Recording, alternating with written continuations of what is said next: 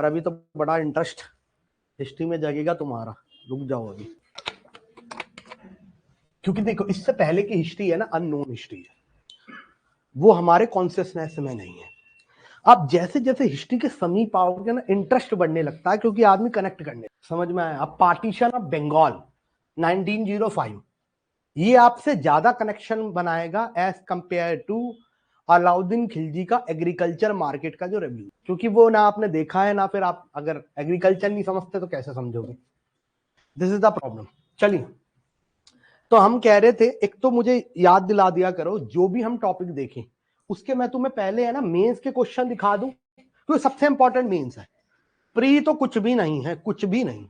और मेंस में क्वेश्चन कैसे हैं अब समझो इस बात को, मेंस के जो प्रैक्टिस करनी है वो आपको मेंस के ही क्वेश्चन करना है, कोई भी एरे गेने ओनो पोनो क्वेश्चन का कोई मतलब नहीं है, वो कोई आपको फायदा देगा ही नहीं।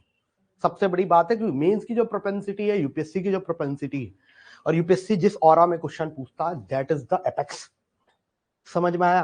वो हर चीज को इधर उधर घुमा फिरा के पूछेगा।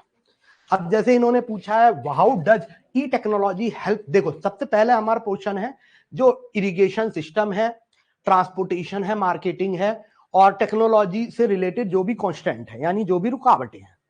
तो पहले पूछा है ई टेक्नोलॉजी कैसे फार्मर को हेल्प कर सकता है प्रोडक्शन और मार्केटिंग में ऑफ एग्रीकल्चर प्रोड्यूस। तो आपको एक कॉन्शियसनेस बनाना है कि कैसे टेक्नोलॉजी का यूज हो सकता है। कमांड हार्वेस्टर, कैसे गेहूं और राइस की फसलों को आज लेबर इंटेंसिव से कैपिटल इंटेंसिव बनाया जा रहा है, इसलिए लोग राइस और वीट को नहीं छोड़ रहे हैं, क्योंकि अगर आप सब्जियां उगाएंगे तो उसमें लेबर चाहिए बेटा। लेकिन कमांड हार्वेस्टर को एक बार कहेंगे कि हार्वेस्ट प्लफिंग बो दे तो बो देगा, हार्वेस्ट कहेंगे हार्वेस्ट कर देगा, सोइंग भी कर देगा, हार्वेस्टिंग भी कर देगा। तो मैकेनाइज है ज्यादा। तो आपको ये सब चीजें, फिर ड्रोन की टेक्नोलॉजी, किस तरह से ड्रोन से आप बिल्कुल डेडिकेटेड इंसेक्टिसाइड और पेस्टिसाइड फेंक सकते हैं। उसके बाद वहीं पर एआई का यूज करके कैसे इरिगेशन को एफिशिएंट बना सकते हैं। अब जैसे वीट और राइस की बात करें, जैसे राइस की बात करें तो राइस को 3 वक्त पानी चाहिए होता है, ठीक है, 3 स्टेजेस में। तो अगर आप वो 3 स्टेजेस को जानते हैं तो एग्जैक्ट प्रिसाइज पानी दे सकते हैं, आपका खेत जो है लबालब पानी से भरा नहीं रहेगा। और जब ज्यादा पानी नहीं होगा तो ग्लोबल ग्रीन हाउस गैस का एमिशन नहीं करेगा, जैसे मीथेन, जैसे नाइट्रस ऑक्साइड, समझ में आया।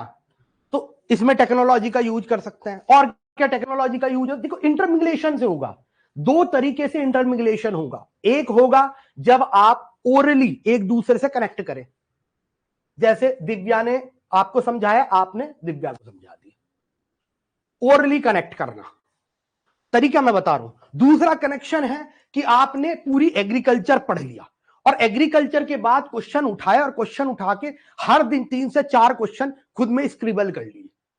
टेक्नोलॉजी में ये पॉइंटर आएंगे। कॉन्स्टेंट क्या है टेक्नोलॉजी का, कि फार्मर के पास कैपिटल ही नहीं है, खरीदेगा कहां से, पैसा ही नहीं है इतना, आप टेक्नोलॉजी की बात कर रहे हो एवरीवन। फिर टेक्निकल नो हाउ नहीं है, अरे टेक्नोलॉजी पैसा होने का मतलब ये थोड़ी ना है कि गाड़ी होने का मतलब ये थोड़ी ना आप चलाना सीख जाओगे, तो टेक्निकल नो हाउ नहीं है। तो आपको इंटरमिंगलेशन करना है, कनेक्शन बनाना, और माइंड मैप की फॉर्म में एक एक पॉइंट दुल्हा दुल्हन जो कहते हैं वो स्क्रिबल करना है, जिससे कि दिमाग में इंप्रिंट हो जाए एवरीवन। जब आपने कोई भी टॉपिक पढ़ा उसके 2 से 3 दिन बाद क्वेश्चन लिखना है, तभी आप रिकॉल कर पाओगे। इसे कहते हैं recall and retract method of learning. तो तभी आप रिट्रैक्ट कर पाओगे, रिकॉल कर पाओगे, और वो आपके सदा लॉन्ग टर्म के लिए इंप्रिंटेड रहेगा एवरीवन। अब इसने पूछा नेक्स्ट क्वेश्चन, देखो 2023 में क्रॉपिंग पैटर्न पे क्वेश्चन है। 2022 में ये पूछा bottle neck upstream and downstream में क्या है of the marketing of agriculture product in India. अब ये तो क्रॉपिंग पैटर्न पे है ना, क्रॉपिंग पैटर्न तो अभी पढ़ ही रहे हैं। अब ये देखो कितना छोटा क्वेश्चन है, बोटल नेक्स, यानी बोटल नेक्स समझते हो, कमियां। बॉटल का देखा होगा, बोतल से पानी अगर निकालो तो कम क्यों निकलता है, इसके नेक की वजह से। छोटा है ना नेक, अगर बड़ा नेक हो तो एकदम से निकल जाए, इसे और छोटा कर दो, उसे कहते हैं बॉटल नेक। यानी आप देखो इससे निकाल तो सकते हो सामान, डाल नहीं सकते, डालने में प्रॉब्लम होगी। तो उस बॉटल नेक्स कमियों को कहते हैं। तो कह रहा main bottle next in upstream and downstream. Of the marketing of agriculture product. Upstream क्या होगी? अपस्ट्रीम यानी एग्रीकल्चर से हार्वेस्ट से पहले क्या क्या प्रॉब्लम्स आती हैं। क्वालिटी सीड्स नहीं है, ठीक है, अनइंटरप्टेड पावर सप्लाई है, और क्या अपस्ट्रीम में प्रॉब्लम है एग्रीकल्चर की?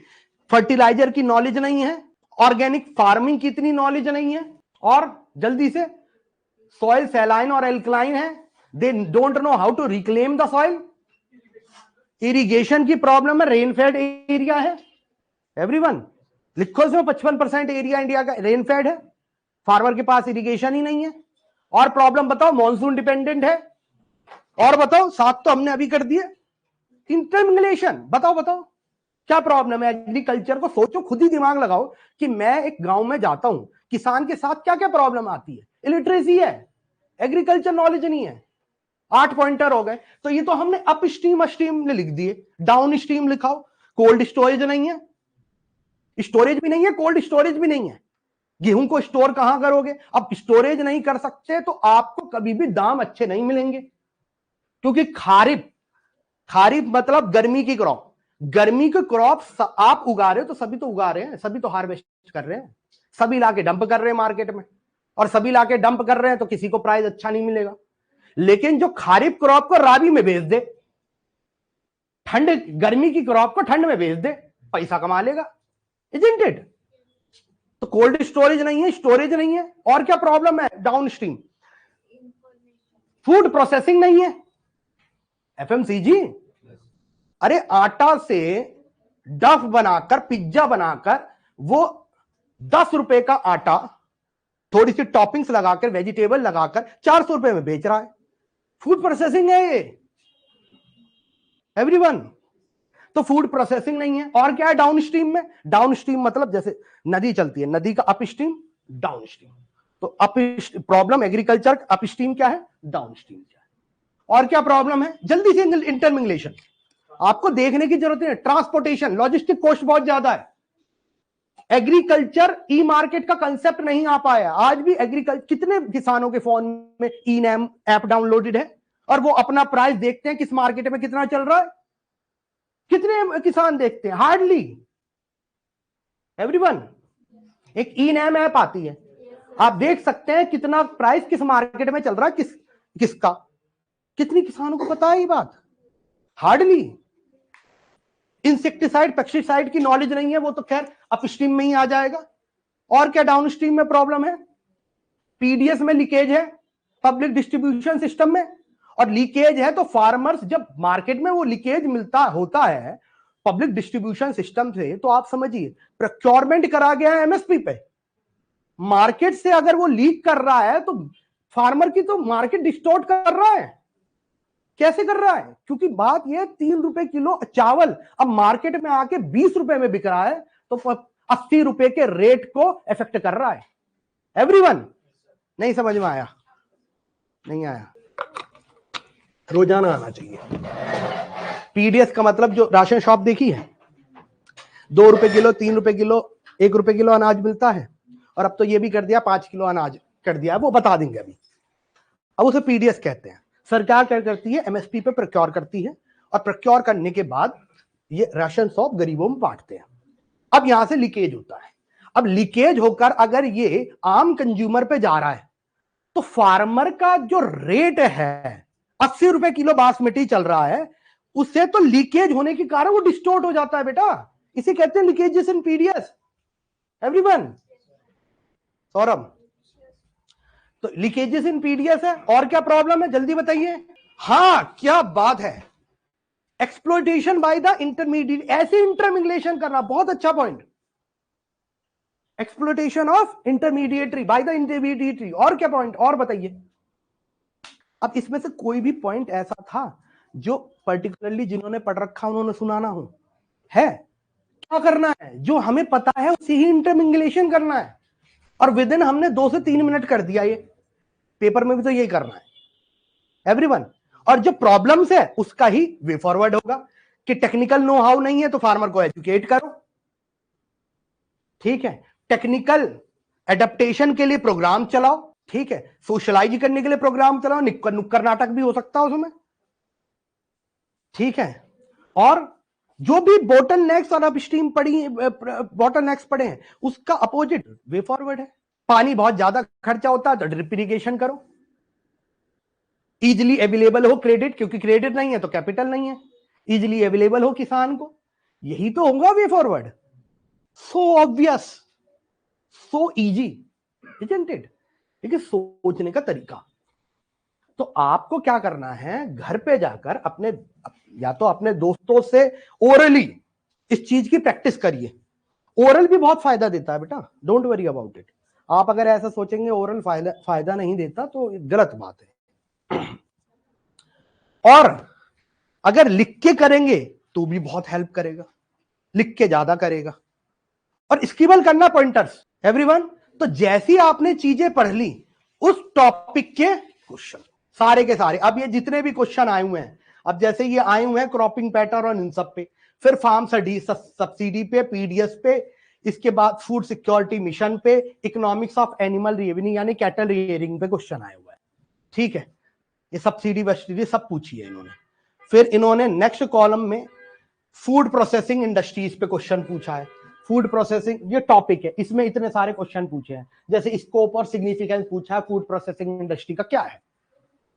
अरे फार्मर्स की इनकम बढ़ाएगा, एक तो पॉइंट यही हो गया, to double the farmer income by 2024। एक तो ऑब्जेक्टिव यही है, सो ऑब्वियस है नहीं? तो ऐसे इंटरमिंगलेशन करना है। मुझे कोई भी क्वेश्चन दो, मैं अभी खड़े खड़े तो मैं 20 पॉइंटर बता दूंगा। क्यों? प्रैक्टिस नहीं एवरीवन। तो हर क्वेश्चन पे पढ़ने के बाद कोई भी टॉपिक आप पढ़ रहे हैं तो डालिए agriculture UPSC mains question complete सारे, डालिए agriculture UPSC pre question complete सारे। ये है तरीका पढ़ने का एवरीवन। और फिर आप कोई भी एग्जाम देंगे कभी फेल नहीं होंगे, मैंने आपको पहले भी कहा था। इसी तरह से प्रैक्टिस करें। चले आगे। तो ये फाइल हम आपको दे देंगे।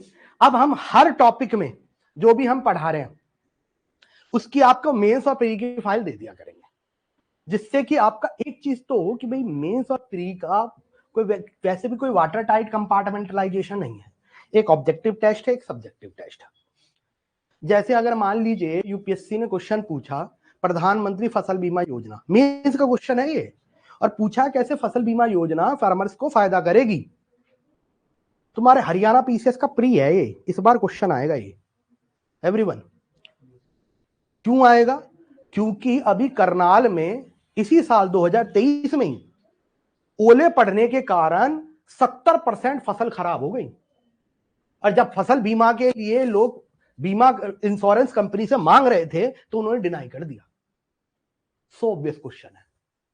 तो देखिए मेंस में जो क्वेश्चन पूछ रहा है वही वो प्री में भी पूछेगा एवरीवन।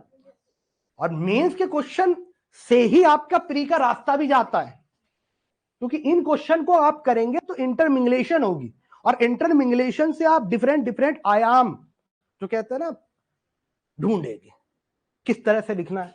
किसी का क्वेश्चन ना आए, समझने में ना आए, तो आजकल एआई हेल्प करने के लिए, टीचर की भी जरूरत नहीं है।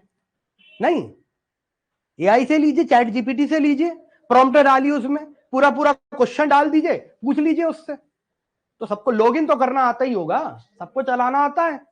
कौन ऐसा जैसे एआई नहीं आ रहा है? कोई है? नहीं आता? अरे तो बता देंगे अभी, ठीक है। कुछ ऐप बता देंगे किस तरह से चीजों को आसान करें। मर्लिन एआई करके है, उससे आप किसी भी चीज को समराइज कर सकते हैं, बताया था मैंने एक बार। ठीक है, कि पूरे विकिपीडिया पेज है, मान लीजिए उसमें 20 पेज है, 20 पेज थोड़ी ना पढ़ेंगे, इंपॉर्टेंट पॉइंटर को समराइज कर दीजिए उससे, तो जिंदगी बहुत आसान हो गई है। पूछ लिया करो मुझसे, ठीक है एवरीवन। चलिए, क्या हो बेटा? तो दिस इज लैंड रिफॉर्म्स पे क्वेश्चन पूछे, और आपको यकीन नहीं हो किसी को पता होगा कि लैंड रिफॉर्म्स जो 1956 में हुए उनका क्वेश्चन 2023 में पूछ लेगा। They have asked the question, और आप कहते हो इतना डिटेल में हम क्यों पढ़ रहे हैं?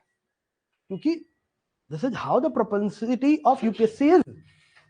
वो पूछ रहा है state the objective measurement of land reforms in India and discuss how land ceiling policy, land ceiling समझते हैं ना, कि किसान एक लैंड से ज्यादा लैंड नहीं रख सकता। जैसे देखा होगा हरियाणा में I think for all crop I think 22-23 एकड़ है, तो सीलिंग कहते हैं, इससे ज्यादा आप खेत रखेंगे तो आपका सीज हो जाएगा। तो land ceiling policy on land holdings can be consider as effective reform under economic criteria. ये पूछ रहा लैंड सीलिंग के कारण क्या क्या इकोनॉमिक रिफॉर्म्स है। ठीक है, इकोनॉमिक रिफॉर्म्स भी लिखने हैं। क्या क्या होंगे इकोनॉमिक रिफॉर्म्स, खुद सोचो कि लैंडलेस लेबर को लैंड मिला, ये इकोनॉमिक रिफॉर्म ही तो है।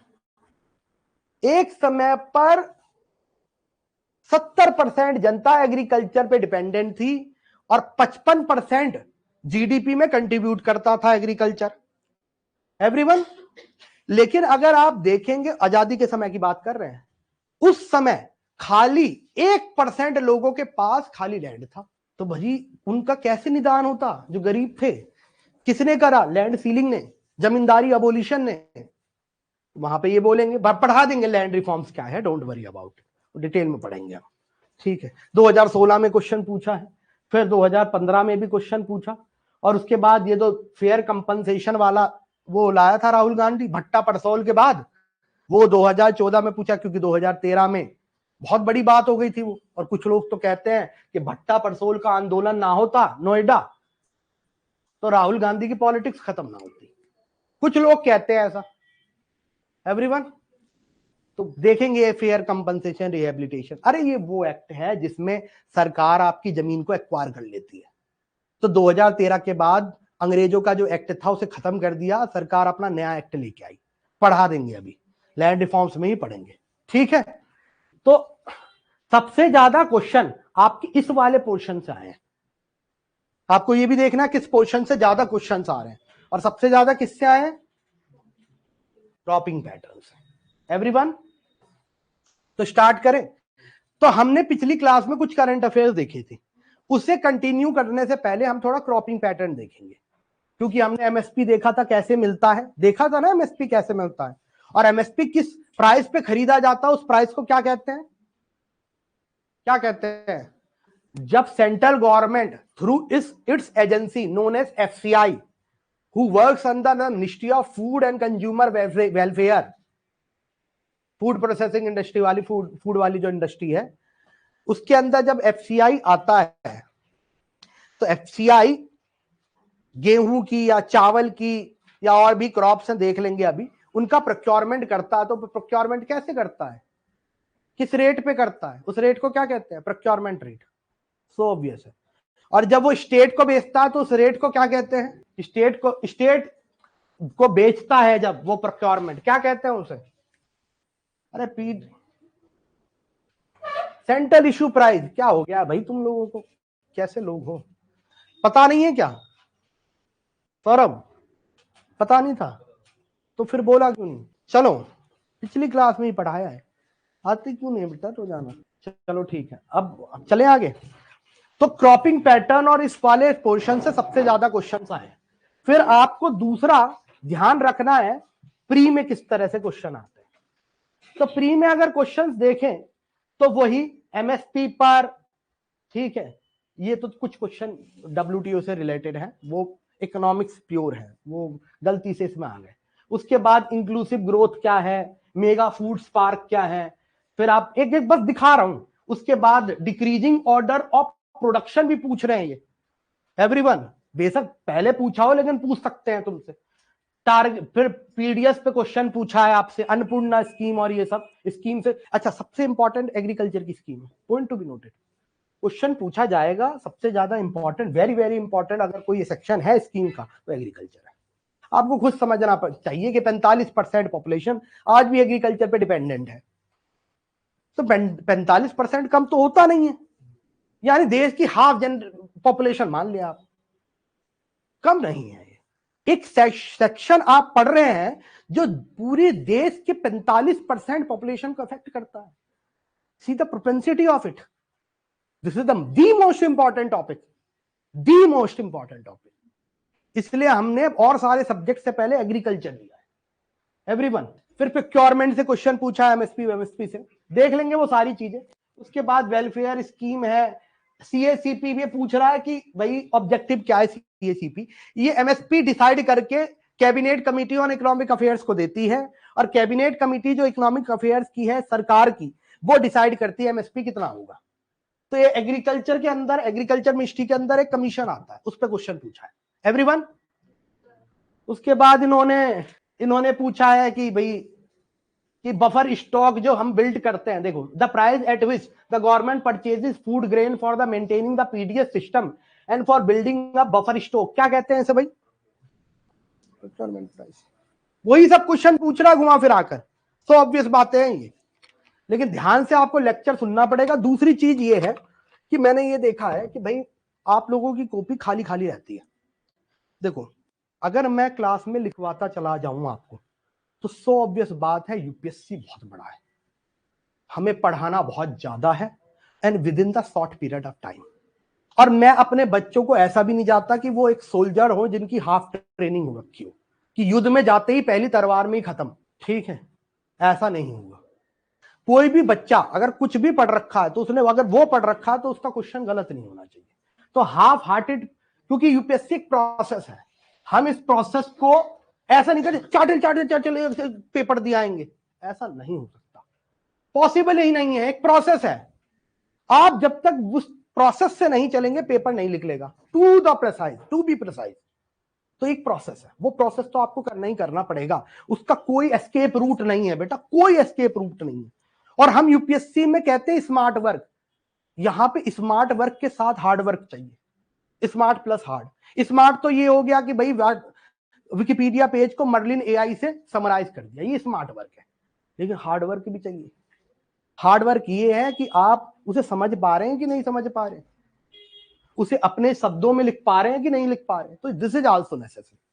चलिए, तो ये इस तरह के क्वेश्चन आए हैं, तो आप देखेंगे हमने 18-19 साल के ये पेपर हैं, तो 17 क्वेश्चन आए हैं, यानी हर साल प्री में एक क्वेश्चन आपका एग्रीकल्चर से आया। हर साल एक मान सकते हैं ना, किसी किसी 2 साल भी आए, 2 भी आए हैं, लेकिन हम जब पूरे पेपर को एनालाइज कर रहे हैं तो ये कह सकते हैं हर साल एक क्वेश्चन आ रहा है एवरीवन, एवरेज पे। अगर मेंस की बात करें तो मेंस तो विदाउट एग्रीकल्चर हो ही नहीं सकता। 2023 में जीएस पेपर थर्ड में 6 से 7 क्वेश्चन एग्रीकल्चर से है। 7 क्वेश्चन दे आर आस्किंग, 6 से 7, मतलब 6 से 7 नहीं, 4-5 तो है ही। अब देख गिन लेते हैं ना, 2023 लिख लो, 2 क्वेश्चन ये हो गए। आ जाओ 23 के मैं दिखा देता हूं आपको, इतनी दूर क्यों जाना, आ जाओ 2023 3 क्वेश्चन हो गए, आ जाइए। 4-5 तो पूछ ही रही है बेटा, 2000 कितने क्वेश्चन है और कितने हैं, देखिए 10 मार्क्स का भी है, 20 मार्क्स का भी है, यानी indirectly 60 marks is coming out of agriculture. 60 marks, can you imagine? पूरी हिस्ट्री का पोथा पढ़ने के बाद, इतना पोथा है हिस्ट्री का, कितने क्वेश्चन आते हैं उससे मेंस में, कितने आते हैं? हार्डली। वर्ल्ड हिस्ट्री में तो कभी कभी पूछ ले तो पूछ ले, वरना तो कहता हट टुकुर मुत्ता है, ये कोई इज्जत ही नहीं है। इतना पोथा पढ़ने के बाद 3 से 4 क्वेश्चन नहीं आ रहे हैं हिस्ट्री से, वो सोसाइटी से क्वेश्चन पूछ रहे हैं। और इतनी सी जो एग्रीकल्चर करने के बाद 60 marks, understand the propensity of it everyone. इसलिए मैं अब जो भी टॉपिक पढ़ेंगे उसकी एक बार प्रोपेंसिटी दिखा देंगे। चले, तो we are starting with cropping pattern. क्या नाम है? क्रॉपिंग पैटर्न देखेंगे, फिर एग्रीकल्चर की स्कीम देखेंगे। पहले या तो ये पहले देखेंगे, या टाइम कम बचा तो आपका हरियाणा की कुछ स्कीम पढ़ा दूंगा मैं, ठीक है? चले, चलिए तो स्टार्ट करते हैं क्रॉपिंग पैटर्न से अपन। और अपने पढ़ने का तरीका बदलिए। Again I am telling you, हर दिन, मैं पहले भी आपको बताया था, हर दिन अभी से ही आप भी, हर कोई 2 से 3 क्वेश्चन खुद ही इंटरमिंगल करिए। आप अगर मान लो 3 नहीं लिख पा रहे हैं तो 2 दोस्त से डिस्कस कर लीजिए, 1 तो लिख लीजिए। मान लीजिए आपने इनसे कर लिया डिस्कस, इन्होंने आपसे कर लिया, कह रहे हैं बता भाई बॉटलनेक्स क्या है, अप स्ट्रीम डाउन स्ट्रीम की फालतू की भी तो बकवास करते हो, फोन पे 15 मिनट ये कर लिया कि बता। दोनों का इंटरमिंगलेशन हो रहा है और वो जन्म जन्मान तक वो बात याद रहेगी, पेपर में खुद ही हाथ चलेंगे एवरीवन। और कभी भी टॉपिक पढ़ने का तुरंत नहीं करना है, थोड़ी रहम, it should be after 3 to 4 days everyone. Topic पढ़ लिया फिर लिख लिया उसमें कोई, अरे उगल दिया तूने बेवकूफ, और वो उगला वो कुछ याद नहीं रहेगा। जब तक दिमाग पे जोर ना हो तब तक मेमोरी बनी नहीं सकती है। अब जैसे मैं किसी मोहल्ले में गया और मुझे रास्ता याद नहीं है, जीपीएस काम नहीं कर रहा है, अब मैं अपने दिमाग पे फोकस कर रहा हूं, यार इधर जाना था या उधर, की पिछली बार कैसे गया था, इधर गया था या उधर गया था, गलत गली भी मैंने ले ली ना और वापस आके सही गली में घुस गया, जिंदगी भर याद रहेगा मुझे ये कि गलत गली ले ली थी, इसमें नहीं जाना जहां पे पप्पू हलवाई लिखा था, दूसरी गली में जाना है। तो मिस्टेक करना भी एक मेमोराइजेशन है, और अगर आप दिमाग पे जोर दे रहे हो तो भी याद रहेगा कि नहीं नहीं नहीं दूसरी गली में नहीं गया था पप्पू हलवाई की, इसी गली में गया था तो आया था। जोर दीजिए इस पे, ये मेमोरी बनाने की सबसे बड़ी ट्रिक है दुनिया की। बाकी देखा होगा कुछ लोग क्या करते हैं, सन मून इसको है ना निमोनिक्स बनाते हैं, इसकी कोई फायदा नहीं है उसका, यूपीएससी इतना बड़ा है। जोर डालिए, जो भी पढ़िए जोर डालिए। चले, जोर समझते हैं ना, अरे वो बात क्या हुई थी, जब हम बात याद करते हैं, जब हम चीजों को मेमोराइज करने की कोशिश करते हैं, रिकॉल करते हैं, रिकॉल रिपीट, ये चीज मैं कह रहा हूं आपसे। चले, चलिए बहुत हो गया, अब चलते हैं। तो हमने आपको बताया था कि डिफरेंट डिफरेंट क्रॉप्स जो है डिफरेंट डिफरेंट एरिया में ग्रो किए जाते हैं, उनकी खुद की कुछ कंडीशंस है, सॉइल की कुछ कंडीशन होती है, कुछ नेचर की कंडीशन होती है। सॉइल समझते हैं ना, अब जैसे तंबाकू है, तंबाकू की जो क्रॉप है वो जो जिस सॉइल में कास्टिक ज्यादा है उसमें नहीं उगाई जा सकती। जैसे इस तरह से लीजिए कि चावल लेटराइट ऑयल सॉइल में नहीं उगाया जा सकता, राइस तो लेटराइट बहुत हार्ड और कठोर सॉइल होती है। तो कहने का मतलब ये कंडीशंस है। लेटराइट वेटराइट क्या बेटा ये छोड़ दो अगर आपने नहीं पढ़ा है, वैसे मैंने बायोज्योग्राफी में पढ़ाया था आप लोगों को, डोंट वरी अबाउट इट, नहीं भी पढ़ा है लेटेड। तो मैंने कहा सॉइल की कंडीशन होती है, साथ के साथ क्लाइमेट की कंडीशन होती है। जैसे टेम्परेचर क्या है, जैसे राइस की कुछ टेम्परेचर है, राइस का कुछ टेम्परेचर है, रेनफॉल पैटर्न क्या है, विंड, इन सब से इफेक्ट होती है आपकी क्रॉपिंग पैटर्न। तो इंडिया में 3 तरह के क्रॉपिंग पैटर्न है, जल्दी जल्दी देखना है। सबसे पहले रावी क्रॉप, रावी क्रॉप, रावी का मतलब ये होता है ठंड की क्रॉप। क्या होता है, ठंड की क्रॉप, क्योंकि ये विंटर में उगाई जाती है और समर्स में हार्वेस्ट की जाती है। तो सोइंग इसका विंटर है, हार्वेस्टिंग इसका ऑटम है, ऑटम। अब रावी क्रॉप देखा हो तो ये जितनी भी टेम्परेट एरिया की क्रॉप है, यानी ठंडी जगह की क्रॉप, यूरोप की क्रॉप, वेस्ट एशिया की क्रॉप, तो क्या उगाई जाएगी वहां पर, रावी। तो रावी को, अच्छा दूसरी चीज ये कब उगाई जा रही है, ठंड में। तो आपने देखा होगा 21 दिसंबर के बाद लॉन्ग डे चालू होते हैं, तो इन सब को लॉन्ग डे क्रॉप्स भी कहते हैं, क्योंकि 21 दिसंबर सबसे छोटा दिन होगा ना, तो छोटे के बाद तो दिन बढ़ेंगे ना बेटा, लॉन्ग डे क्रॉप। तो this rabi crop is also known as long day crop. इसमें क्या आता है, वीट आता है, बार्ले, बार्ले, बार्ले से माल्ट निकालते हैं, ये पता होगा, हर बियर बिना बार्ले के बनी नहीं सकती।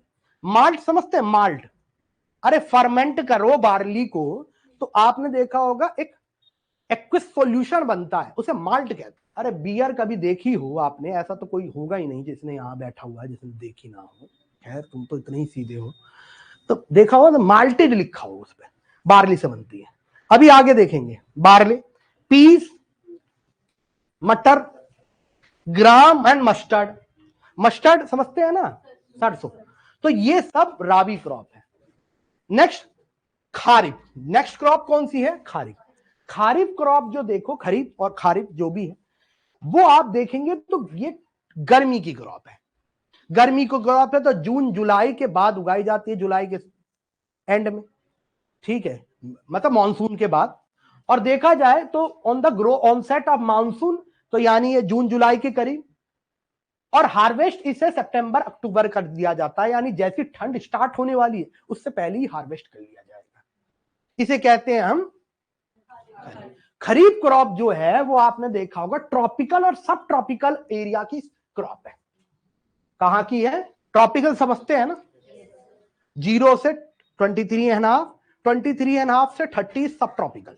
एवरीवन, इसमें कौन कौन सी आती है?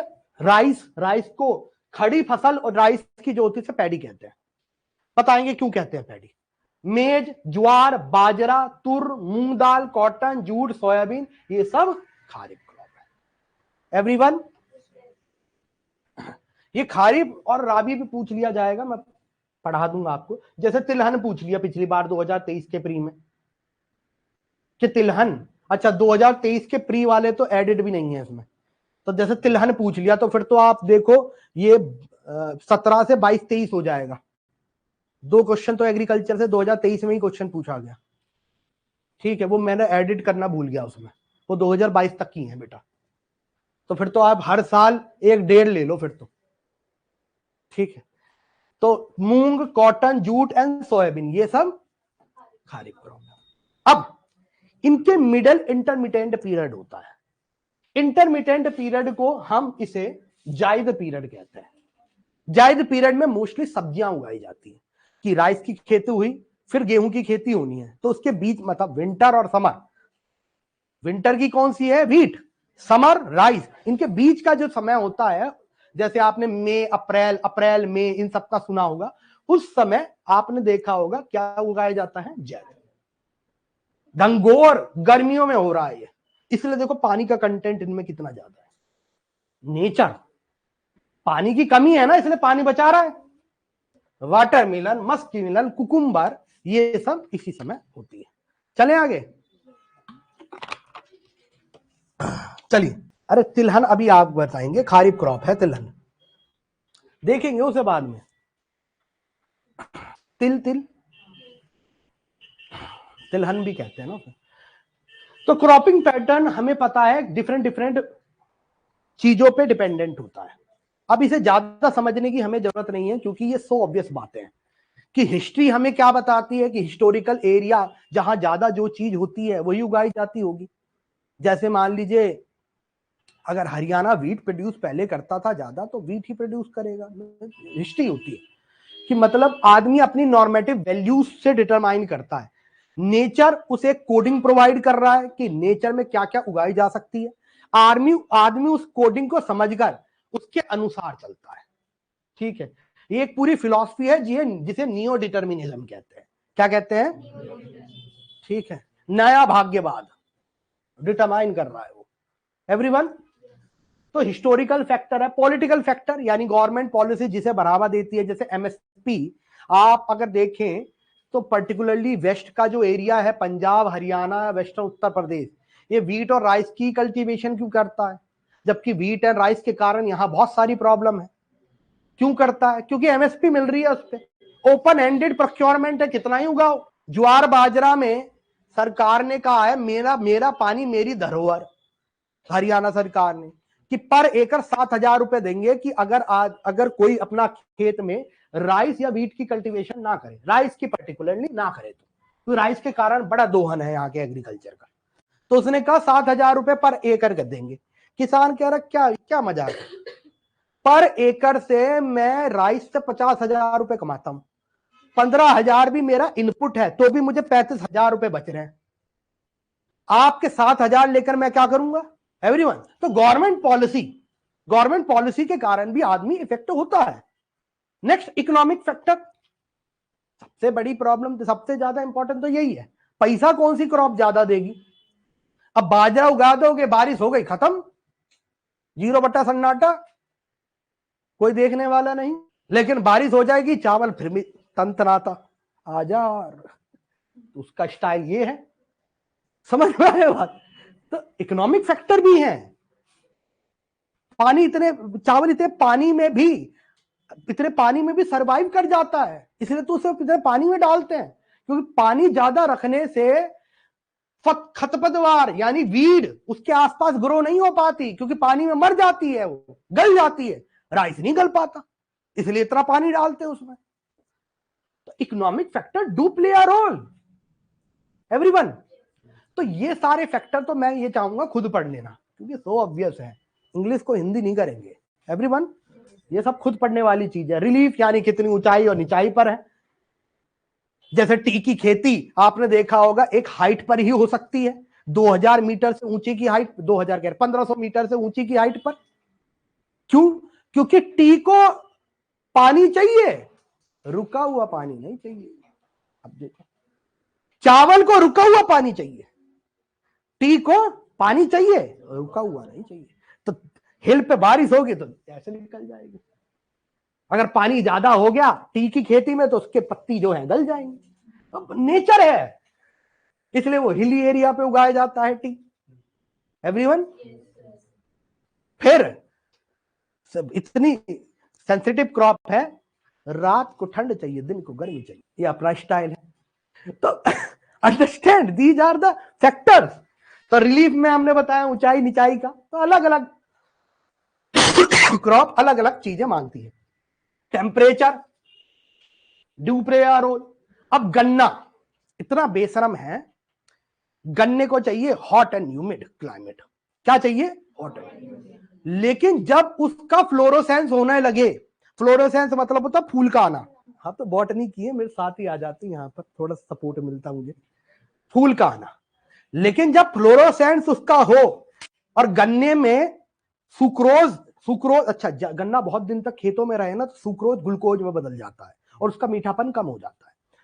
तो गन्ने का सुक्रोज अच्छा हो उसके लिए जरूरी है कि इन्वायरमेंट उसका 16 से 18 डिग्री सेल्सियस हो। अब समझो कितनी अजीब क्रॉप है, हॉट एंड ह्यूमिड क्लाइमेट चाहिए, लेकिन जब हार्वेस्टिंग करो तो कितना क्लाइमेट चाहिए? 16 से 18। अब यार एक बात बताओ, 16 से 18 कम डिग्री नहीं होता है, एसी चलता है 16 डिग्री पर, तो इतना कम टेम्परेचर पे हार्वेस्ट होगी तब देगी अच्छा सुक्रोज। तो अजीब नहीं है? Temperature do determine the type of crop everyone. चलिए नेक्स्ट आइए। तो बात यह है वार्म क्लाइमेट इसे चाहिए, लेकिन इसका अपना स्टाइल है जब इसका हार्वेस्टिंग हो रहा है, फ्लोरोसेंस हो रहा है। Next rainfall. मैंने बताया कितनी क्रॉप ऐसी हैं, जैसे सुगर केन 18 महीने की क्रॉप है। कितने महीने की? तो सुगर केन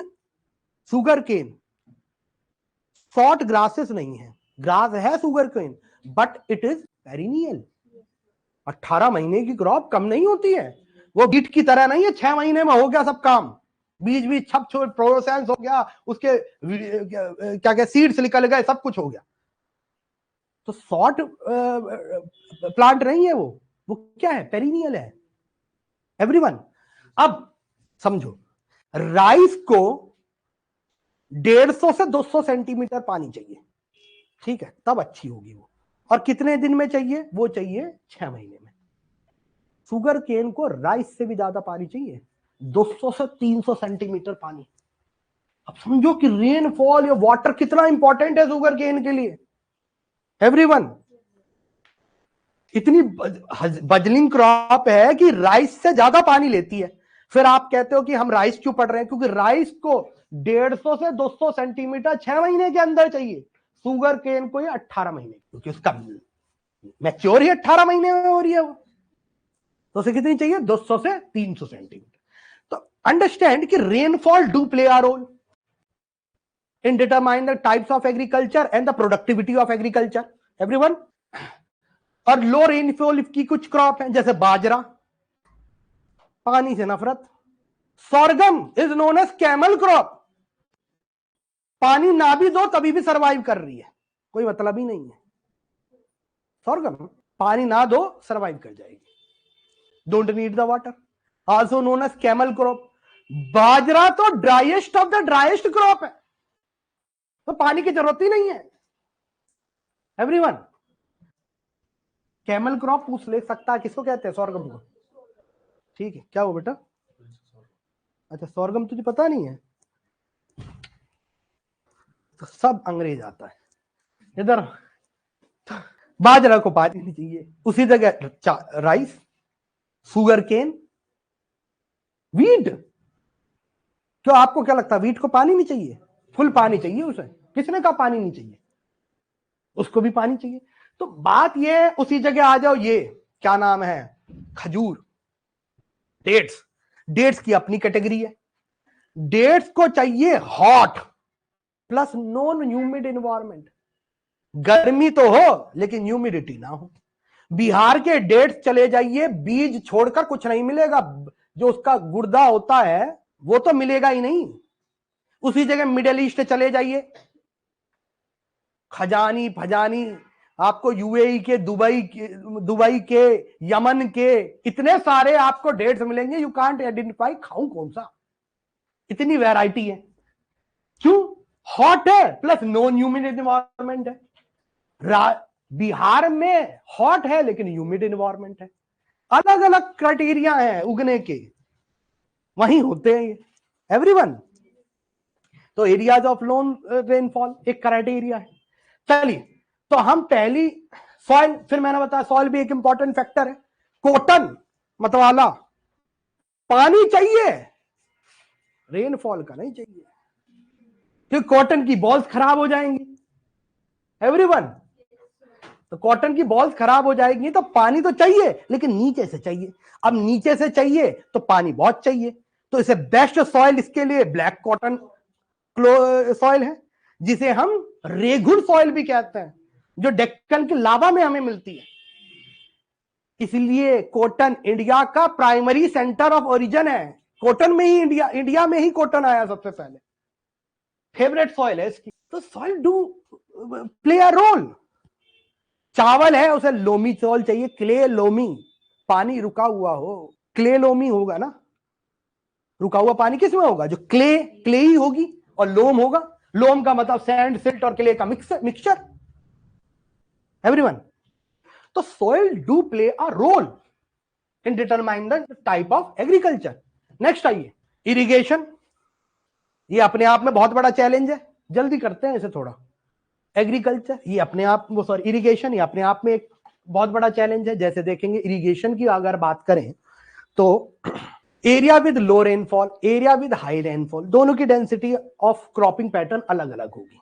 दूसरी चीज अगर आप ये देखेंगे, जहां पर वेल इरिगेटेड एरिया है वहां पर आप मल्टीपल क्रॉप उगा सकते हो। जहां इरिगेशन उपलब्ध नहीं है वहां बड़ी प्रॉब्लम है, रेनफेड है, और वो एरिया रिलेटिवली बैकवर्ड भी है। चले जाइए आप, पूरा महाराष्ट्र इतना डेवलप, ग्रेटर हिमालय के इधर चले जाइए, मराठवाड़ा, नागपुर और इन सब एरिया में अंडर डेवलप। विदर्भ का रीजन, मराठवाड़ा की क्यों बात करें, विदर्भ का रीजन ले लीजिए महाराष्ट्र का। गुजरात में सौराष्ट्र चले जाइए आप, वहां पे भी रेनफॉल बहुत कम होती है। मध्य प्रदेश के बुंदेलखंड चले जाइए आप, जहां इरिगेशन फैसिलिटी नहीं, रेनफॉल भी इतनी नहीं, एग्रीकल्चर अंडर डेवलप। और एग्रीकल्चर के ही कारण हमें हरियाणा आज डेवलप है, जस्ट बिकॉज ऑफ, पिछली क्लास में प्रूव भी करा था हमने, इजंट इट। तो rainfall do play a role. फिर साइज ऑफ लैंड होल्डिंग, जहां ज्यादा बड़े खेत हैं नो डाउट वहां सब्सिस्टेंस एग्रीकल्चर नहीं होता। सब्सिस्टेंस एग्रीकल्चर का मतलब होता है स्वयं के लिए एग्रीकल्चर ना करना, खुद के लिए, यानी परिवार का लालन पोषण हो जाए बस। एक होता प्रॉफिट के लिए agriculture, where agriculture is a business everyone. तो मेजोरिटी ऑफ हमारा लैंड होल्डिंग्स जो है, इसके ऊपर डिटेल हम लेक्चर लेंगे अभी थोड़ी देर बाद, क्योंकि वो एग्रीकल्चर का मेन पोर्शन है, इसे यहां पे नहीं समझाया जा सकता। इतना समझ लो अभी के लिए कि जहां पर लैंड होल्डिंग्स ज्यादा है वहीं आप एग्रीकल्चर को रिमरेटिव बना सकते हो। छोटी छोटी लैंड होल्डिंग्स में आप ऐसा नहीं कर सकते। सरकार ने बहुत ज्यादा प्रयत्न करे, बहुत ज्यादा आप पॉलिसीज लेके आई लैंड कंसोलिडेशन को लेकर, लेकिन वो land consolidation majority of area में हो ही नहीं पाया। और पहले तो इतना लैंड होता था कि जैसे देखा होगा, दादा के दादा, पूरा एक गढ़ है, तो दादा के परदादा, फिर दादा, फिर पापा, और फिर उनके बहुत सारे चाचा आ रही है। लैंड क्या होगा पूरे गांव में, एक लैंड यहां है, एक लैंड वहां है, 2 किलोमीटर दूर, तीसरा लैंड वहां है, गड्ढे में है और उससे लड़ रहे, गड्ढा मैं नहीं लूंगा, तू लेगा। चौथा लैंड उधर है। अब एक बात बोलो, किसानी कैसे होगी इसमें? और जब भाई डिवाइड करेंगे तो how do agriculture will be performed? और नहीं, अगर ये छोटे छोटे लैंड होल्डिंग्स है तो प्रोडक्टिविटी क्या, क्या यील्ड का क्या? खेतों की बहुत अच्छी खासियत है, जो भी क्रॉप होती है वो एक साथ ही उगना पसंद करती है। जब राइस की सीडलिंग फेंकी जाती है ना नर्सरी में, तो एक नहीं फेंकी जाती, एक साथ 3-4 फेंकी जाती है। क्यों? क्योंकि ज्यादा बीज होंगे तो सर्वाइवल का चांस ज्यादा है। जॉइंट फैमिली का बच्चा और न्यूक्लियर फैमिली का बच्चा, जॉइंट फैमिली का बच्चा जबराट मिलेगा। दुनिया की कोई भी पॉलिटिक्स खेल सकता है, न्यूक्लियर फैमिली का सीधा, सोच में मासूम, इनोसेंट। जॉइंट फैमिली का जबराट, अय्यार, तेज। समझ में आया? तो this is how the things happens. ऐसी पेड़ों के साथ है, नेचर का रूल है बेटा, एवरीवन। तो size of land holding they determine the type of productivity and yield. Everyone, एक साथ फेंके जाए गए बीज एक बड़े खेत में ज्यादा प्रोडक्टिविटी देखते हैं एज कंपेयर टू क्यारी में फेंक दिए, वो भी 3-4 बीज। एवरीवन, नेक्स्ट आइए। फिर इंश्योरेंस, ये भी एक फैक्टर है बेटा क्रॉपिंग का। जिसका इंश्योरेंस मिलता है उसी को लोग उगाना ज्यादा चालू मतलब प्रेफर करते हैं। फिर इंश्योरेंस का कोस्ट भी एक मेजर फैक्टर है। ये सब देखेंगे बहुत डिटेल में, ये सब यहां दे दिया गया है, इनका कोई मतलब नहीं है यहाँ पे क्रॉपिंग पैटर्न में, फिर भी मैंने आपको बता दिया। और ये सब आप पढ़ लेना, क्योंकि ये सब बहुत डिटेल में हम देखेंगे एग्रीकल्चर में। अभी पढ़ रहे हैं हम क्रॉपिंग पैटर्न। चले बेटा, major food crops of India. पानी पी लेते हैं फिर चलते हैं। यहां तक समझ में आया बात? स्क्रिबल करते चालू करना है, ठीक है? करते हुए तो राइस, इसका पहले बोटेनिकल नेम पता होना चाहिए आपका। इसका बोटेनिकल नेम है Oryza sativa. Oryza sativa, Oryza इसके प्रोटीन का नाम है। जैसे व्हीट के प्रोटीन का नाम ग्लूटन है। रोटी कभी देखिए बनती हुई? तो आटा गुटता है उससे पहले। आटा गुटता ही इसलिए है क्योंकि राइस में ग्लूटोन होता है, वो प्रोटीन होता है जो आटे को बांध देता है। बाजरा की रोटी इतनी अच्छी नहीं बनेगी क्योंकि उसमें ग्लूटोन कम होता है। एवरीवन, सो ऑब्वियस बात है, अच्छी भी नहीं लगती मुझे तो। खैर वो सुपर फूड है। एक समय पे डांगर खाते थे, आज हम डांगर मतलब जानवरों को दिया जाता था ऐसे फोडर, अब ये सुपर फूड है। बाजरा, बार्ली, मिलेट्स डाल के तो फिर बिस्किट आता है भाई, मल्टीग्रेन ब्रेड भी महंगी आती है। तो राइस इज ओराइजा सटाइवा, है ना, it's botanical name. Further more अगर आप देखेंगे तो क्रोमोसोम इसके 2n पेयर में होते हैं, 24 होते हैं, ये सब आपको पता होगा। इंडिया में सबसे ज्यादा ये इसकी प्रोडक्शन अगर आप देखें जाए तो प्रोडक्टिविटी की बात करें पहले, तो प्रोडक्टिविटी सबसे ज्यादा पंजाब में है। लिखते चलिए, ये पॉइंटर इसमें नहीं है, जो इसमें प्रॉब्लम पॉइंटर नहीं है, मैं बता रहा हूं आपको, स्क्रिबल करते रहिए आप लोग, ठीक है? सबसे ज्यादा प्रोडक्टिविटी कहां है? पंजाब की। लेकिन area with respect to production, area with respect to production अगर वहां देखा जाए तो वेस्ट बंगाल है। Area with respect to production is West Bengal. Total species देखें तो 24 स्पीसीज इंडिया में मिलती है, टोटल 24 स्पीसीज है। बाकी सब स्पीसीज अनगिनत है, मैं भी नहीं पढ़ा सकता, कोई नहीं पढ़ा सकता, ठीक है? तो आपने देखा होगा ओराइजा सटाइवा जो इंडिया में मिलता है, उसकी सबसे फेमस जो वैरायटी है उसका नाम है ओराइजा सटाइवा इंडिका। बस सुन लो, ये Oryza sativa indica, Oryza sativa japonica जो है सब ट्रॉपिकल क्रॉप है जो जापान में उगाई जाती थी, इसलिए इसका नाम ओराइजा सटाइवा जैपैनिको है। उसके बाद ओराइजा सटाइवा जैवेनिका मतलब इंडोनेशिया के जावा प्लेटू से आता है, इसलिए इसका नाम ओराइजा सटाइवा जैवेनिका है, यानी साउथ ईस्ट एशिया वाली क्रॉप। समझ में आया? चलिए, वाइल्ड राइस सुना है? बातू राइस, वो ओराइजा सटाइवा जेवोनिका को ही कहते हैं जो इंडोनेशिया वाली है। चलिए, अगर राइस की बात करें तो सेल्फ पॉलिनेटेड प्लांट है, सबसे पहले लिखो it is a self pollinated plant. मैं थोड़ी टेक्निकल डिटेल लिखवा देता हूं आपको, वरना तो ये तो सो ऑब्वियस है, दे दूंगा पढ़ लेना, हिंदी को इंग्लिश नहीं करेंगे, ठीक है। तो ये सेल्फ पॉलिनेटेड है। सेल्फ पॉलिनेटेड समझते हैं ना, 3 तरह के पॉलिनेशन है। एक होता है क्रॉस पॉलिनेशन, जिसमें मेल पार्ट अलग है फीमेल पार्ट अलग है, क्रॉस पॉलिनेशन। एक होता है सेल्फ पॉलिनेशन, एक ही फोल में यानी एक ही फ्लोरेसेंस में आपके मेल और फीमेल दोनों है। एक होता ओफन क्रॉस पॉलिनेटेड, ओफन का मतलब वो क्रॉस पॉलिनेटेड भी हो सकता है और सेल्फ पॉलिनेटेड भी हो सकता है। एवरीवन, तो दिस इज सेल्फ पॉलिनेटेड, लिख लो इस बात को। दूसरी बात, शॉर्ट पॉलिनेशन के साथ इसमें, अच्छा ये मैं साइकिल वैसे इन्वायरमेंट में पढ़ाई थी मैंने और पढ़ने के लिए भी दी थी आपको, लेकिन अब ये एग्रीकल्चर में पढ़ाऊंगा क्रॉपिंग पैटर्न के बाद, क्योंकि ये अभी आपको समझ में नहीं आएगी। इसकी केल्विन की बात करें तो C3 साइकिल ये में आता है। 3 साइकिल होती है, CAM cycle, CAM, C4 cycle and C3 cycle. अभी के लिए बस C3 याद कर लीजिए, इसे डिटेल में हम आगे पढ़ाएंगे, वैसे इन्वायरमेंट में पढ़ाई थी। तो क्या नाम, कौन सी साइकिल है इसकी, C3 साइकिल है। दूसरी चीज शॉर्ट डे प्लांट है। अरे गर्मियों में उगता है, शॉर्ट डे प्लांट होगा, सो ऑब्वियस है। अरे बेटा खारिफ क्रॉप है, खारिफ लिख ले, खारिफ शॉर्ट डे प्लांट लिखा है ना, खारिफ, खारिफ क्रॉप, ठीक है। खारिफ का वेट और वार्म चाहिए इसमें, सो ऑब्वियस है। फर्दर बाकी राइस की बात करें तो इसकी जो एक चीज समझनी है, राइस का जो सबसे इंपॉर्टेंट पार्ट है, पहले एक काम करो, चीजें देखते रहो ना, मैं तुम्हें एक काम करूं, चीजें दिखाते चलूं। वेट अ मिनट, मैं 2 लिंक दे देता हूं आपको, उसी में दिखा देंगे। Where the link is? किसी का कोई क्वेश्चन है तो पूछ लो। कहाँ है ये, क्या हुआ बेटा, ये रहा, क्या हुआ, कुछ सोच रहे हो तो चले, आ गया कि नहीं, याद ही नहीं रहा, इसमें वो नहीं है शायद, इंटरनेट नहीं है, नहीं, चलो कोई बात नहीं, चलो मैंने भेज दिया, आ जाएगा तो तब पढ़ लेंगे, नहीं आ रहा, चलो आ जाएगा तो देखेंगे, इसी पे आते हैं अभी, ठीक है।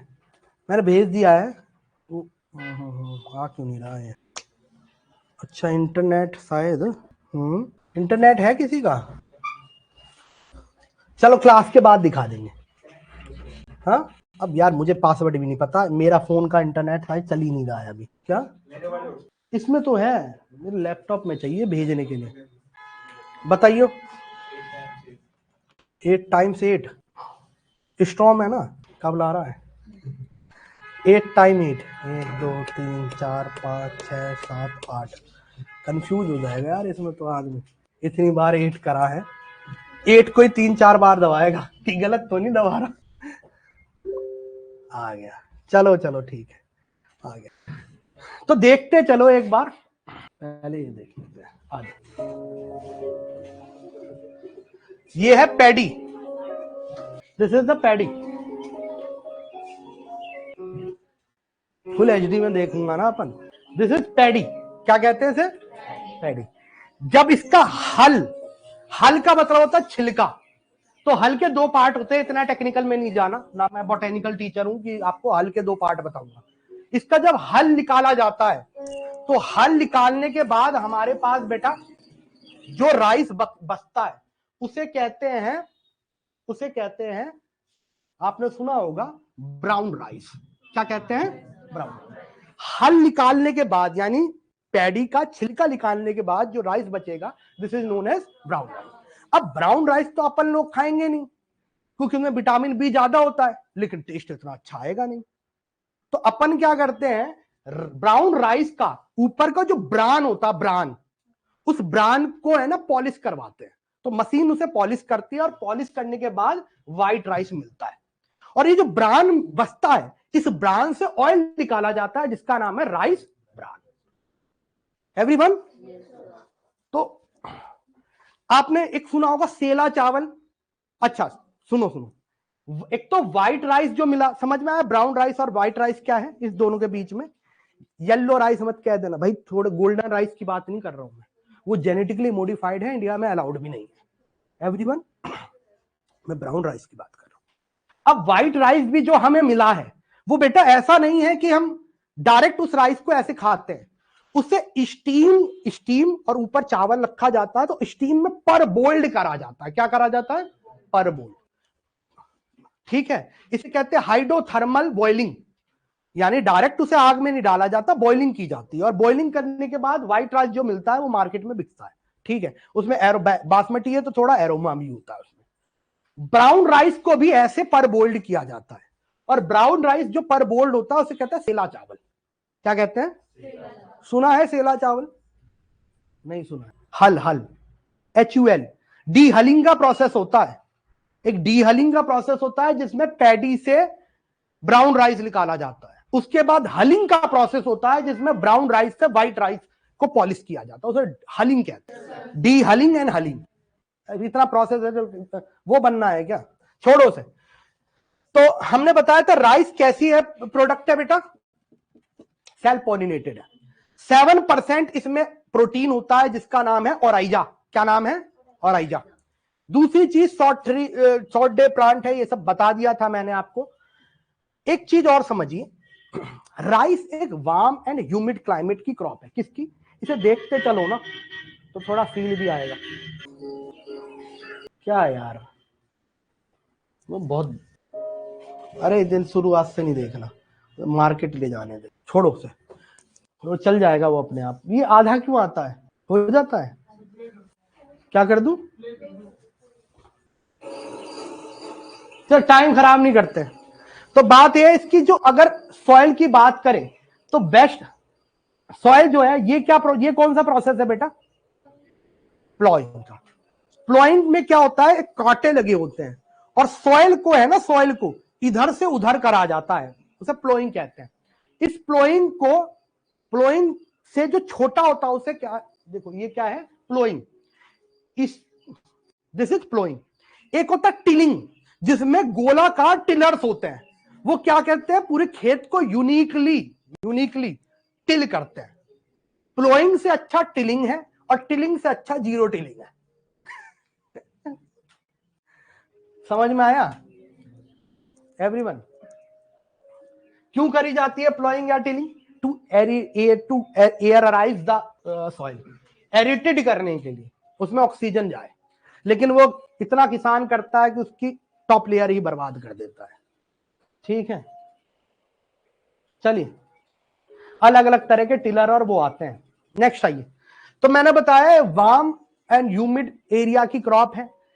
पानी से बहुत ज्यादा चाहिए तो रेनफॉल लिखो, रेनफॉल की जगह पानी लिखो।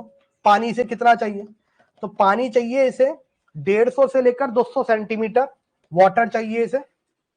सॉइल इसके लिए क्ले लोम सॉइल बेस्ट है, clay loam is the best soil of it. ठीक है, ऑप्टिमम टेम्परेचर, ऑप्टिमम समझते हैं, बेस्ट टेम्परेचर इसका क्या है? 20 से 25 डिग्री सेल्सियस। और अलग अलग है, ब्लूमिंग की अलग है और जर्मिनेशन की अलग है। ब्लूमिंग का मतलब ये ब्लूम कर रहा है, पौधा बड़ा होगा, तो ब्लूमिंग टेम्परेचर लिख लो इसमें साथ के साथ, ऑप्टिमम के साथ। ब्लूमिंग टेम्परेचर ज्यादा चाहिए, 26 डिग्री सेल्सियस से 29 डिग्री सेल्सियस चाहिए, इसलिए इसे गर्मी पसंद है, 26 से 29 डिग्री सेल्सियस। जर्मिनेशन टेम्परेचर इसका 20 से 22 डिग्री सेल्सियस, 20 से 22 डिग्री सेल्सियस जर्मिनेशन टेम्परेचर। ठीक है, अच्छा 12 डिग्री सेल्सियस से कम टेम्परेचर हो तो राइस स्टराइल हो जाएगा, उसके जर्मिनेशन नहीं होता, भूल जाओ राइस आपको मिलेगा। इसलिए यूरोप में आप देखेंगे, जर्मनी, इटली में तो राइस उगा रहे हैं पो वैली में, लेकिन जर्मनी में आप राइस नहीं उगा सकते क्योंकि टेम्परेचर सब जीरो चला जाता है एवरीवन। तो आप कैसे राइस उगा सकते हो? तो 12 डिग्री सेल्सियस से कम में कंप्लीट स्टेरिलिटी आ जाती है।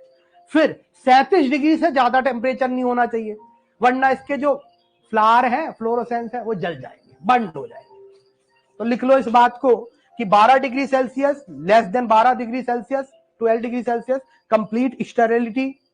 उसके बाद लिखो more than 37 degree Celsius pollens are burned, pollens जो होते हैं दे आर बर्न्ड। समझ में आया?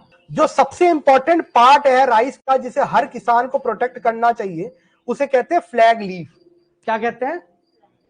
कभी राइस का खेत देखा हो तो उसमें देखा होगा एक पत्ती ना ऐसे लंबी सी होती है, उसे फ्लैग लीफ, नाम से ही पता चल रहा, फ्लैग लीफ कहते हैं। पूरे राइस का वो अगर खत्म हो जाती है, टूट जाती है, तो पौधा खराब हो जाता है। पूरे राइस का 56% फोटोसिंथेसिस ये फ्लैग लीफ ही करती है। लिख लो इस बात को। चले आगे आगे। उसके बाद दो तरह के कल्टीवेशन राइस में होते हैं, आपको ये समझना है। इधर आओ, ये सब मैंने बता दिया, ये कहां कहां होता है वो बाद में देखेंगे। क्लाइमेट कंडीशंस मैं जो जो इंपॉर्टेंट थी मैंने आपको बता दी। टाइप्स ऑफ कल्टीवेशन, दो तरह की कल्टीवेशन मेन मानी जाती है। एक मानी जाती है, इसमें मत देखो, जो मैं बता रहा हूं उसे लिखना है, अपलैंड कल्टीवेशन। दूसरा है लो land cultivation. Upland cultivation and low land cultivation. Upland cultivation का मतलब होता है कि डायरेक्ट जो है, डायरेक्ट देखो, अपलैंड कल्टीवेशन में आप पानी को तो रोक नहीं सकते, पानी नहीं रोक सकते, मतलब ये होता है हिली एरिया पर या फिर जहां पे पानी की कमी हो, उसे कहते हैं अपलैंड कल्टीवेशन।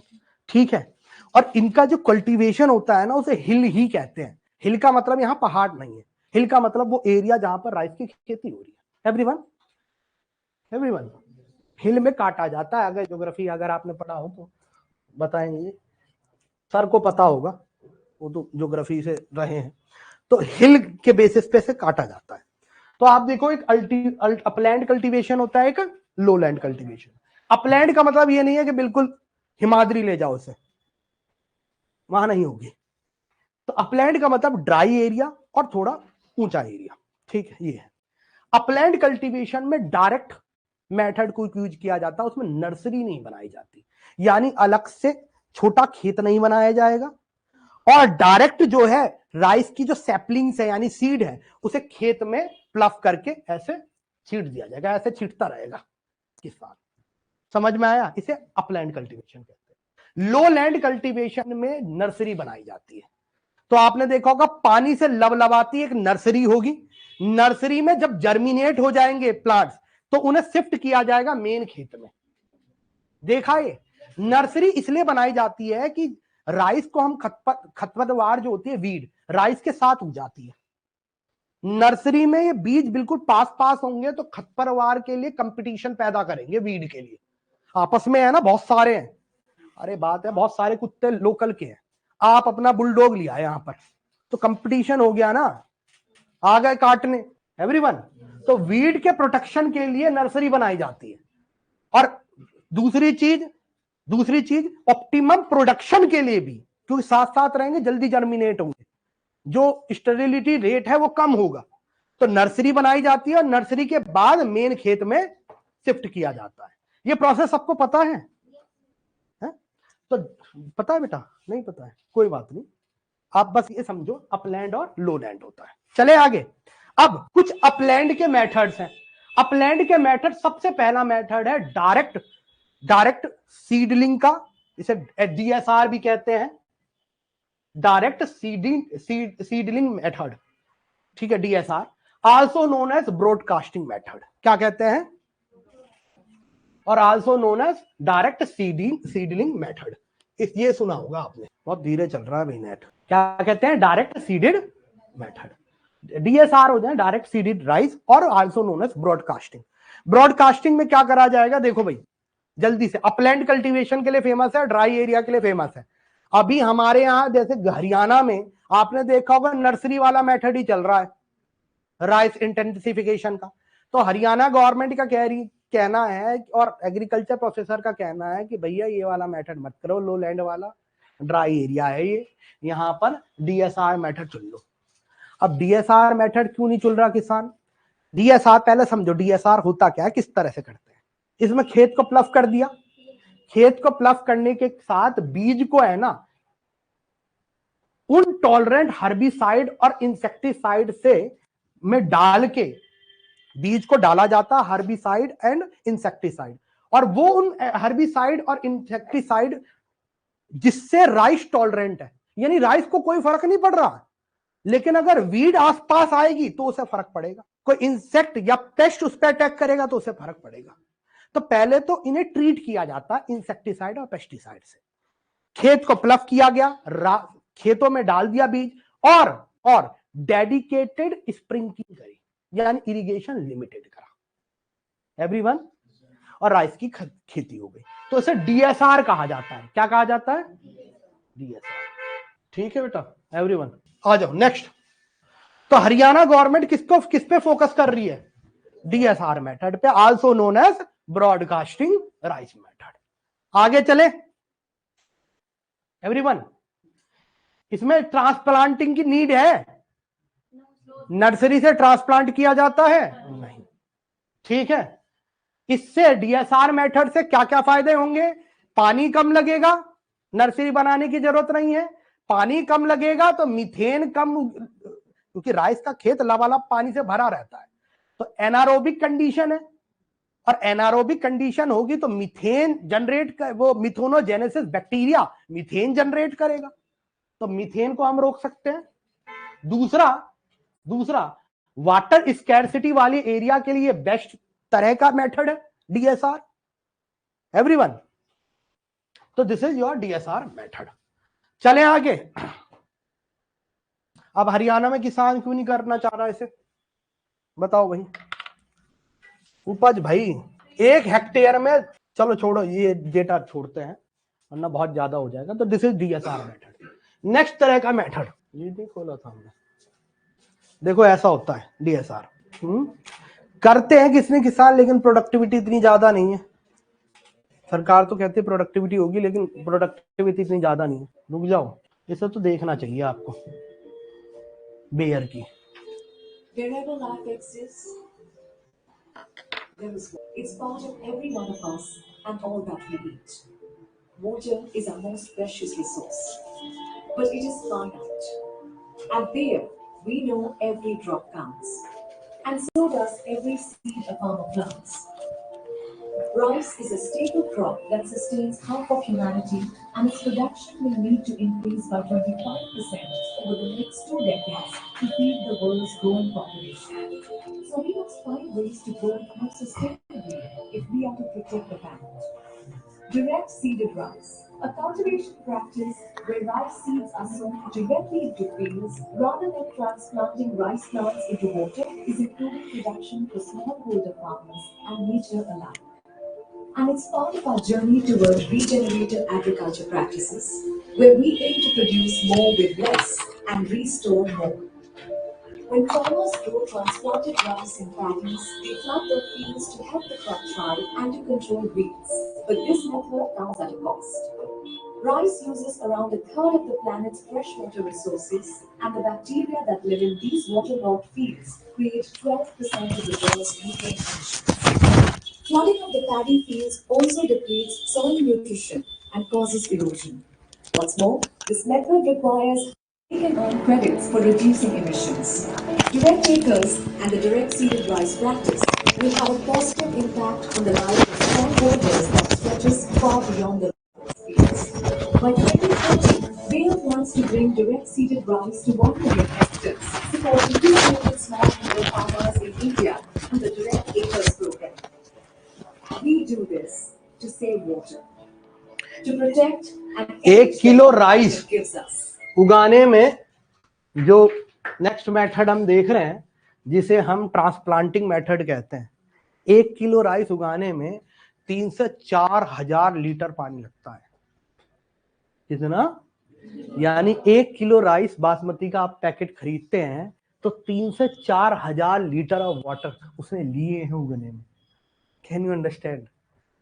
समझ रहे हैं 3 से 4 हजार लीटर कितना होता है? आपकी पानी की टंकियां इतनी बड़ी नहीं होती है। और जब हम राइस को एक्सपोर्ट करते हैं तो कितना वाटर एक्सपोर्ट कर रहे हैं, you have to imagine that. तो we become the net water exporter. हम अपनी जीडीपी तो कहते हैं हमने बढ़ा ली राइस बेचकर, लेकिन we are also the net water exporter. पानी कम खरीदे ज्यादा कम रहे हैं और बेच ज्यादा रहे। ठीक है एवरीवन, तो this is how the things work. तो नेक्स्ट मेथड ब्रॉडकास्टिंग के बाद लिखो अपलैंड में, नेक्स्ट मेथड लिख लो बेटा, that is known as seed drill method. क्या कहते हैं, सीड ड्रिल मेथड। ये वाला सीड ड्रिल मेथड सिंपल है, कुछ भी नहीं है करना। देखो क्या करते हैं इसमें, एक हाथ में, अब तो मशीनें भी आ गई हैं, और पहले जो मैनुअल होता था हाथ में पहनने वाला होता था, उसमें ड्रिल करो बीज डालो, ड्रिल करो बीज डालो, ड्रिल करो बीज डालो। इसे कहते हैं सीड ड्रिलिंग मेथड, HDR। लिख लो इस बात को भी, ठीक है। नेक्स्ट चले, ज्यादा इंपॉर्टेंट आपका, अब चलो अब सबसे खतरनाक मेथड देखते हैं जिसे ट्रांसप्लांटेशन कहते हैं, और also known as low land cultivation. तो लो लैंड कल्टीवेशन में 3 तरह के मेथड हमें पढ़ने हैं, उसे छोड़ो जो लिखा हुआ है, जो मैं पढ़ा रहा हूं उतना पढ़ना है। पहला मेथड है नॉर्मल मेथड लो लैंड कल्टीवेशन का, और लो लैंड कल्टीवेशन में सब कुछ ट्रांसप्लांट हो रहा है। नॉर्मल मेथड, डिपोग मेथड और SRI, इंटेंसिव राइज ये SRI को कहते हैं rice intensive sowing right intensification, और इंटेंसिव राइज कल्टीवेशन का system of rice intensification. System याद नहीं आ रहा, बताओ, तो सिस्टम ऑफ राइज इंटेंसिफिकेशन नाम भी तो ऐसा रखता है। तो क्या मेथड है ये बेटा, SRI, system of rice intensification. ये 3 मेथड आते हैं, normal, dapog and system of rice intensification. पढ़े इसे बेटा, लो लैंड के अंदर है। तेरे को समझ में आ रहा है सारा, तेरे से रिलेटेड है? खाना देना अपने आप में बहुत बड़ी बात है। चलो, तो नॉर्मल अगर देखा जाए, इसमें बस देखो ट्रांसप्लांटिंग का मेथड है और किस तरह से खेती करनी है वो मेथड है, बस कोई ज्यादा डिफरेंस नहीं है। थोड़ा थोड़ा बता दे। इसमें देखो, इसमें अगर नॉर्मल एरिया में क्या करना है, तो आपको नर्सरी बनानी है। अब आप कहेंगे नर्सरी कैसे बनानी है, तो मान लो आपका 1 हेक्टेयर का लैंड है, ठीक है। 1 हेक्टेयर लैंड में कितना एरिया होता है, 10,000 मीटर स्क्वायर। सबको पता होगा आई थिंक ये। अरे तुम हरियाणा से आ रहे हो, ये नहीं पता है तो फिर तो अल्फाज आता है। आओ, मजाक था ये, आई एम नॉट प्रमोटिंग, मजाक तो मजाक, मुझे भी नहीं पता है, मैंने करा क्या बेशरम हूं मैं। मजाक था, ये नॉर्मल है इसलिए मैं मजाक कर रहा था।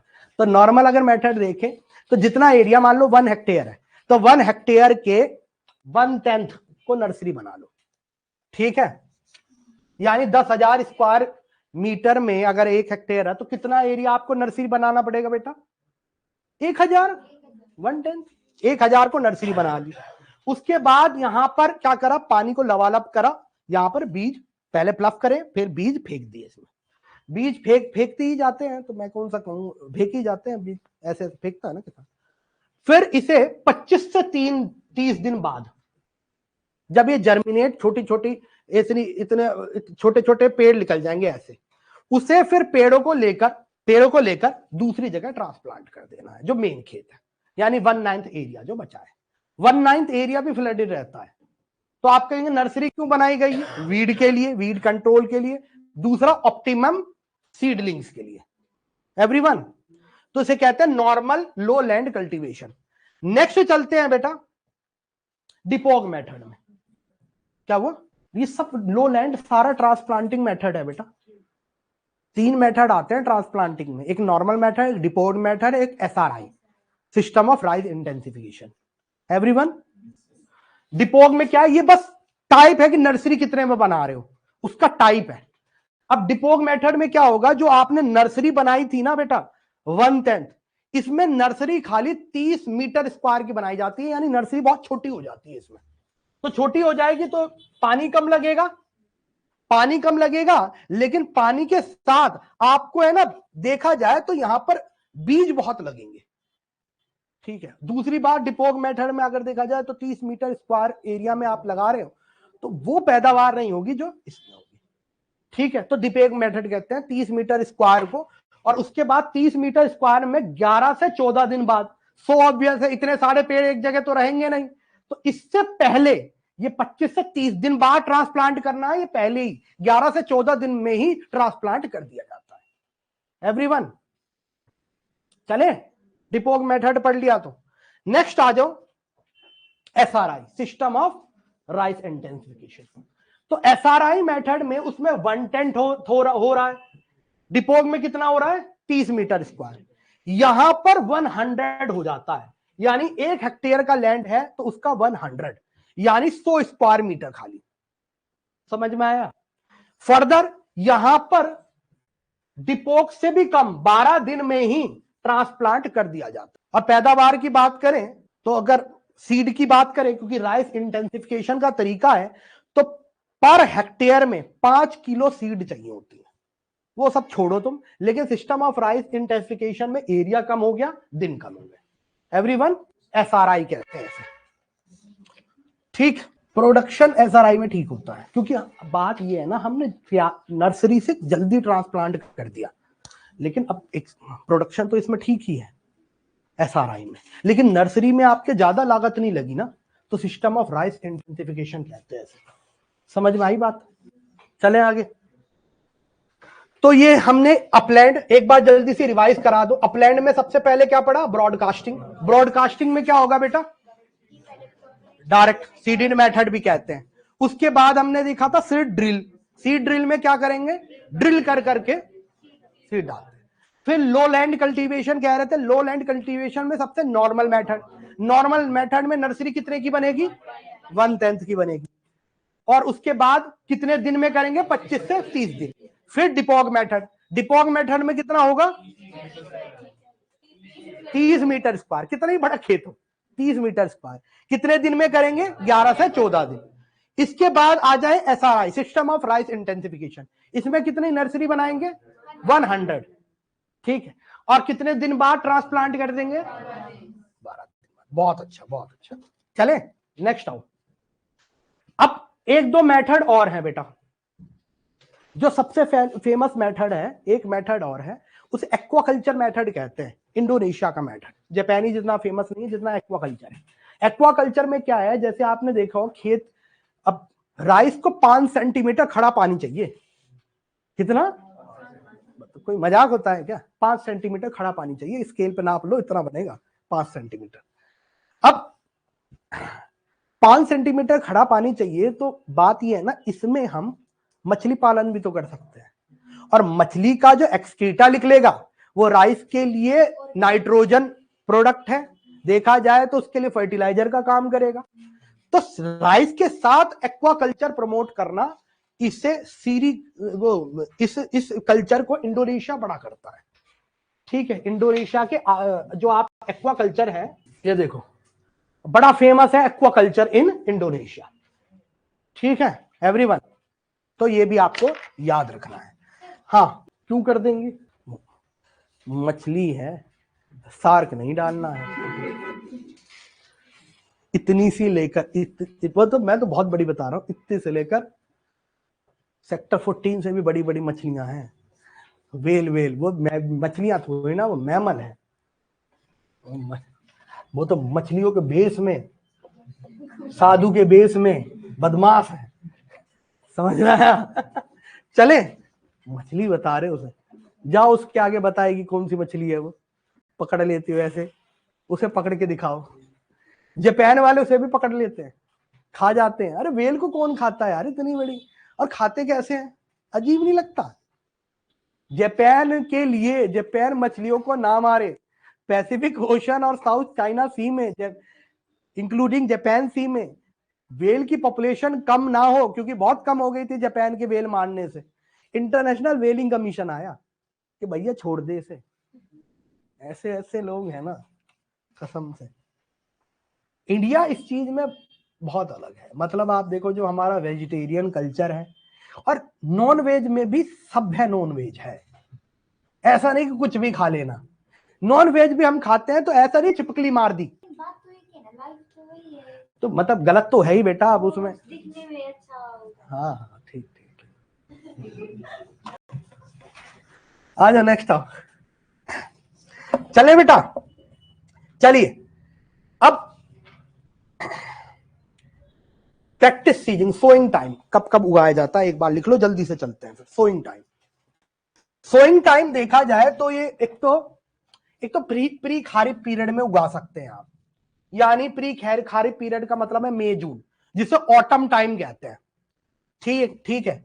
एक होता है, ठीक है, इसे इधर तो अगर मेथड देखें ना, लिख नहीं रखा, चलो कोई बात नहीं, मेथड नहीं है ये, सोइंग टाइम लिखो। सोइंग टाइम एक तो प्री खारिफ होगा, प्री खारिफ का मतलब मई जून, और मई जून में अगर सोइंग कर रहे हो तो कल्टीवेट कब करोगे? सो ऑब्वियस अक्टूबर नवंबर, ठीक है, एक ये टाइम पीरियड है। इसे आई थिंक इस मेथड को आपको पता है, जो प्री खारिफ पीरियड में राइस की कल्टीवेशन होती है, इसे टेक्निकल वर्ड से नाम दिया जाता है। जैसे मुझे ये तो पता है, इसके बाद वाले पीरियड को अमन कहते हैं। एक मिनट में चीजें भूल भाई, हमारा भी दिमाग, तो कोई बात नहीं, हो जाता है भाई। एग्रीकल्चर राइस अमन, 3-4 पीरियड होते हैं, एक तो अमन होता है, अरे रुक जा, अमन, तो अमन का तो मुझे पता है, इसका नाम याद नहीं आ रहा, ये भी यूपीएससी ने पूछा है, बता देता हूं आपको कौन कौन से। बोरो तो है, बोरो तो इसके बाद आएगा, बोरो की बात नहीं कर रहे हैं, वो तो साउथ इंडिया में ज्यादा प्रैक्टिस किया जाता है। अमन से पहले आता है यार, अमन लिख देते हैं इसमें, एक तो अमन होता है, एक बोरो होता है, इस बच्चे ने सही कहा, तीसरा तो याद नहीं आ रहा मुझे, ऑस, ऑग कर रहा हूं मैं कह रहा ए से तो कुछ नाम है, अब दिमाग में ही नहीं आ रहा क्या नाम है, ऑस कौन याद रखेगा, पॉस याद रहता है मुझे, जर्मनी में पैदा हुआ हूं ना मैं, ये ऑस बता रहा है मुझे। बेटा 3 तरह की सोइंग और हार्वेस्टिंग पीरियड है। सबसे पहले ऑस, ऑस कब होगा आपका? ये प्री खैरिफ है, यानी मई जून में होगा और इसकी कटाई हो जाएगी नवंबर, अक्टूबर नवंबर में। उसके बाद है अमन पीरियड, जिसे खारिफ पीरियड कहते हैं, जून जुलाई में सोइंग कर दो आप, और इसकी कल्टीवेशन यानी हार्वेस्टिंग कर दो नवंबर दिसंबर